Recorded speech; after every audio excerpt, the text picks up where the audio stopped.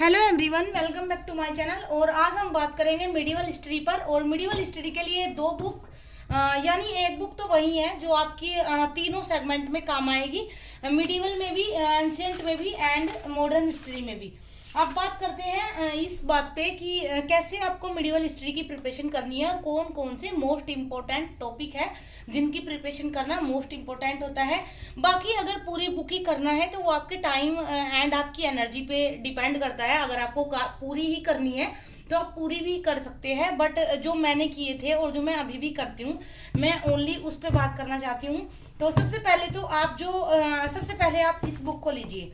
ये है सतीश चंद्रा जी की बुक, जो कि सभी रिकमेंड करते हैं, लेकिन इसमें कौन कौन से इम्पोर्टेंट टॉपिक्स हैं उनके ऊपर बात करेंगे।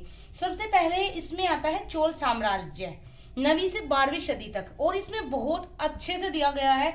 इसके साथ साथ आप क्लासेस कर सकते हैं चंचल सर की, जो मैंने भी की थी। और साथ के साथ आप इसमें जो भी आपके की पॉइंट्स ऐसे रहेंगे कि हाईलाइट करने वाले एंड अंडरलाइन करने वाले, साथ के साथ आप उनको करते चलेंगे, जिससे कि आप एग्जाम टाइम पे, मान लो आपको मेंस लिखने को आ रहा है, तो आप उसको अच्छे से रिवीजन कर सको। क्योंकि एग्जाम टाइम में पूरी की पूरी बुक को पढ़ना उतना ज़्यादा बेनिफिट नहीं देता और उतना टाइम भी नहीं होता, तो ऐसे आप कर सकते हैं। इसमें सेकंड जो टॉपिक है मोस्ट इम्पोर्टेंट, वो आपका है विजयनगर और बहमनी काल और पुर्तगालियों का आगमन। जिसको शो हो रहा है अच्छी बात है, जिसको नहीं हो रहा है वो मेरी वॉइस के साथ ही म्यूट करके या फिर रोक के सुन सकता है, उसको वीडियो को पॉज करके तो लिख सकता है, नोट कर सकता है। पहला टॉपिक है चोल साम्राज्य 9वीं से 12वीं सदी तक, जो मोस्ट इंपोर्टेंट है। पहले मैं टॉपिक बता रही हूँ, उसके बाद मैं ये भी बताऊंगी कि इनकी प्रिपरेशन आपको कैसे करनी है। सेकंड है विजयनगर और बहमनी काल तक पुर्तगालियों का आगमन। उसके बाद थर्ड इसमें जो मोस्ट इम्पोर्टेंट टॉपिक है वो है भारत में धार्मिक आंदोलन और सांस्कृतिक विकास 13वीं से 15वीं सदी तक। उसके बाद यहाँ पे आता है मुगल साम्राज्य का सुदृढ़ीकरण।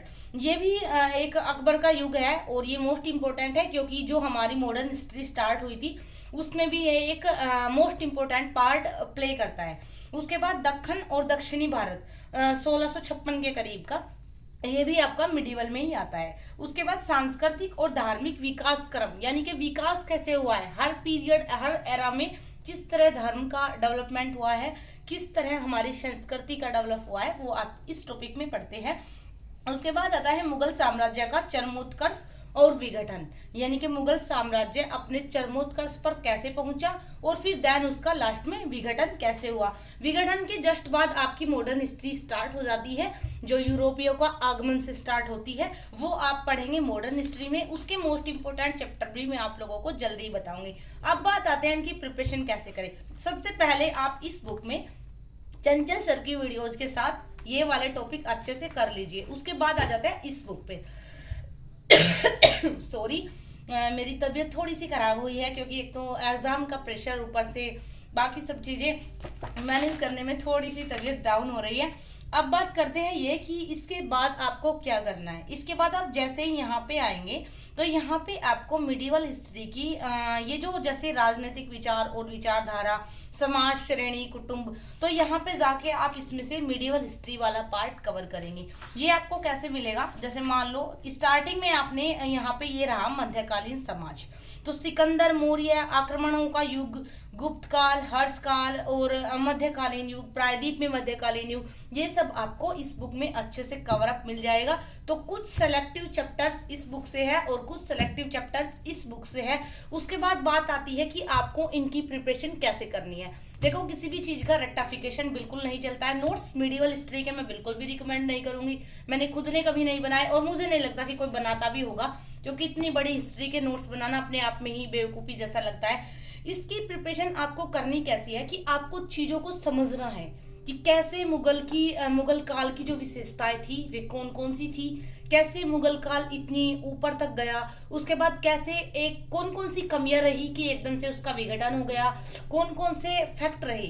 चीज़ों का, हर चीज़ को एनालाइज करने का सबसे बेस्ट तरीका है कारण, प्रभाव, प्रयास, और उसके बाद हम आगे उसको कैसे कंटिन्यू कर सकते हैं, तो सेम यही चीज यहाँ पे आपको फॉलो करनी है कि कोई भी काल है, जैसे मान लो सपोज करो गुप्त काल, मौर्य काल, उसकी विशेषताएं क्या क्या थी, उसमें मोस्ट इंपोर्टेंट जो शासक रहे थे उनकी विशेषताएं क्या क्या थी, राज्य में जो राजवयिक व्यवस्था उनकी थी वो कैसी थी, आर्थिक व्यवस्था कैसी थी, धार्मिक व्यवस्था कैसी थी, महिलाओं के साथ क्या कैसा व्यवहार लोगों का था, ये सब चीजें आपको जानते हुए, मतलब एवरी काल की, जैसे मौर्य काल, गुप्त काल, सल्तनत काल, कोई भी काल, उसकी ये विशेषताएं आपको याद रखनी है, उसका आर्थिक, सामाजिक, सांस्कृतिक और राजनीतिक जो उसका पड़ाव है उसको आपको करते चलना है। एंड देन उसके बाद हम बात करेंगे मॉडर्न हिस्ट्री पर।